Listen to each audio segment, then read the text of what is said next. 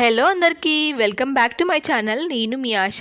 ఎక్కువ గిన్నెలు ఏం వాడకుండా అసలు తక్కువ పాలతోటి మిక్సీలో వేయాల్సిన అవసరం లేకుండా చాలా తేలిగ్గా నెయ్యిని చేసుకోవచ్చు. ఈ విధంగా నెయ్యిని చేయడం ఎంత తేలికో చేస్తుంటే కూడా అంత సాటిస్ఫైయింగ్గా ఉంటుంది. మంచి సువాసనతో రంగుతో నెయ్యి ఉండాలి చాలా రోజులు పాడవకుండా అంటే ఒకసారి ఇలా ట్రై చేయండి. మంచి మంచి టిప్స్ షేర్ చేసుకున్నాను వీడియో మొత్తం కూడాను. నెయ్యిని ఎప్పుడైనా రెండు విధాలుగా చేస్తారు, పాల మీద మీగడతో, పెరుగు మీద మీగడతో. పెరుగు మీద మీగడతో చేసిన నెయ్యి అయితే చాలా టేస్ట్ కానీ రంగు కానీ బాగుంటుంది.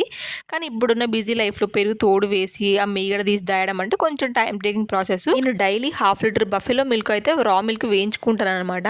వాటిని మరగబెట్టేసి కొన్ని టీకి పిల్లలకు వాడిన తర్వాత మిగిలిన పాలని ఫ్రిడ్జ్లో పెట్టేసి నెక్స్ట్ డే మార్నింగ్ దాని మీద వచ్చిన మీగడ మొత్తం కూడా కలెక్ట్ చేసుకుంటాను. ఇదంతా కూడాను నాకు 1.5 months పట్టింది. మీగడంతా కూడా ఒక బౌల్లోకి వేసుకొని అది రూమ్ టెంపరేచర్ వచ్చేంత వరకు అదిలాగా వదిలేసేయండి. మరీ మొత్తం కూల్ కూడా పోవద్దు, నార్మల్గా ఉండాలి. మరి కూల్గా ఉన్నది వేసి మీరు విస్క్ చేసినా కూడా మొత్తం క్రీమ్ లాగా అయిపోయి మీగడ సపరేట్ అవ్వదు. మీకు ఈ దగ్గర కవ్వం ఉంటే కవ్వంతో చేయండి, లేకపోతే ఇలా విస్కర్ తీసుకొని చిలకండి. కొద్ది కొద్దిగా నార్మల్ వాటర్ వేసుకోవాలి, కూల్ వాటర్ కూడా వేసుకోవాల్సిన అవసరం లేదు. మాక్సిమం ఇలా నార్మల్ వాటర్ వేసుకొని చిలుకుతా ఉంటే నెయ్యి అయితే సపరేట్ అయిపోతుంది. లేదు అవ్వట్లేదు అనుకునే వాళ్ళైతే ఒకసారి మిక్సీలో వేసుకొని గ్రైండ్ చేసుకోండి. ఇదే ప్రాసెస్లో మిక్సీలో వేసుకొని చేసినా కూడా ఈజీగానే వచ్చేస్తుంది, కానీ కొన్ని మళ్ళీ గిన్నెలు ఎక్కువ పడతాయి. సో ఇలా విస్క్ చేసుకుంటే కూడా చాలా ఈజీ ప్రాసెస్.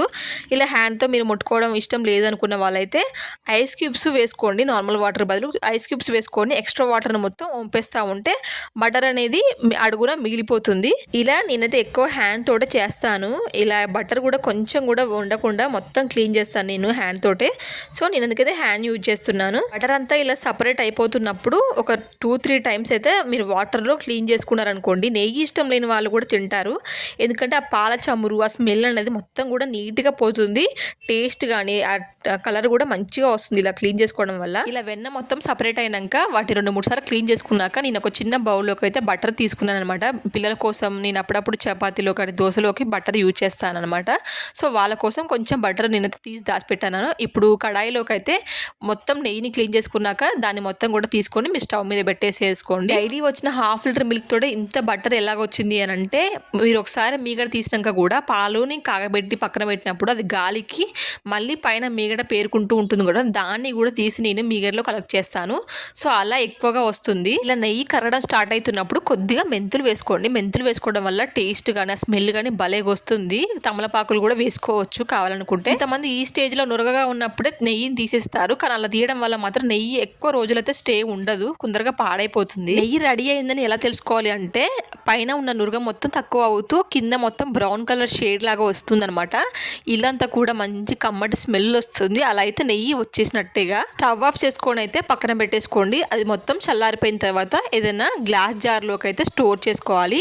ఇలా గ్లాస్ జార్లో స్టోర్ చేసుకోవడం వల్ల ఏంటంటే ఎక్కువ రోజులు నిల్వ ఉంటుంది, అలాగే స్మెల్ కానీ దాని టేస్ట్ కానీ అసలు మారదు. చూడండి అసలు ఎంత మంచి కలర్ వచ్చిందో నెయ్యి. నాకైతే మంచి స్మెల్ వస్తుంది, అసలు ఏదో స్వీట్ షాప్లో ఉన్నట్టు అనిపిస్తుంది. చూడండి అడుగు కూడా ఏమీ అంటలేదు, మంచిగా వచ్చేసింది. ఆ జాలిని కోసేపు అలాగే ఉంచితే దాంట్లో ఉన్న ఎక్స్ట్రా నెయ్యి మొత్తం కూడా కారిపోతూ ఉంటుంది. ఇది వింటర్ సీజన్ కాబట్టి తొందరగా గడ్డ కట్టేస్తుంది నెయ్యి. ఇప్పుడు ఇలాగ ఉంది కదా, ఈ ఫామ్లో ఉంది కదా, ఇప్పుడు ఇంకా 20 minutes తర్వాత మళ్ళీ చూపిస్తాను ఎలాగ ఉంటుందో. చూడండి పూస పూసగా చాలా బాగా వస్తుంది. చూడండి గిన్నెలో అడుగు కూడా అంత గట్టిగా పేరుకుపోవడం లాంటివి ఏమీ లేదు, చాలా ఈజీగా కూడా క్లీన్ చేసుకోవచ్చు గిన్నెని ఇలాగా. దీనిలో కొద్దిగా వాటర్ యాడ్ చేసుకుని ఒక 10-15 నిమిషాలు ఫ్రిడ్జ్లో పెట్టి తీస్తే నెయ్యి దాంట్లో కూడా ఇంకా వస్తుంది అనమాట. ఎక్స్ట్రా వాటర్ మొత్తం కూడా తీసేసుకొని దాన్ని కొద్దిసేపు మరగబెట్టుకుంటే ఒక 3-4 tables వరకు నెయ్యి మళ్ళీ కలెక్ట్ అవుతుంది. ఈ ప్రాసెస్ అనేది కొంచెం ఎక్స్ట్రా చెప్పాను, ఇది మీకు ఇంట్రెస్ట్ ఉంటేనే చేయండి. నెయ్యి చూడ ఎలాగ వస్తుందో మళ్ళీ.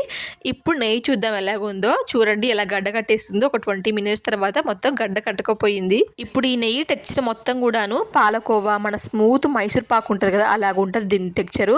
సమ్మర్లో అయితే ఇలాగ ఉండదు, పూసగా డివైడ్ అయి ఉంటుంది అనమాట. అప్పుడు తొందరగా గడ్డ కట్టదు కాబట్టి. ఈ నెయ్యి 6 months వరకు పాడవకుండా కానీ స్మెల్ రుచి ఏం మారకుండా ఇలాగే ఉంటుంది. ఖచ్చితంగా నచ్చితే లైక్ చేసి షేర్ చేసి సబ్స్క్రైబ్ చేసుకోండి మన ఛానల్ని. Bye bye.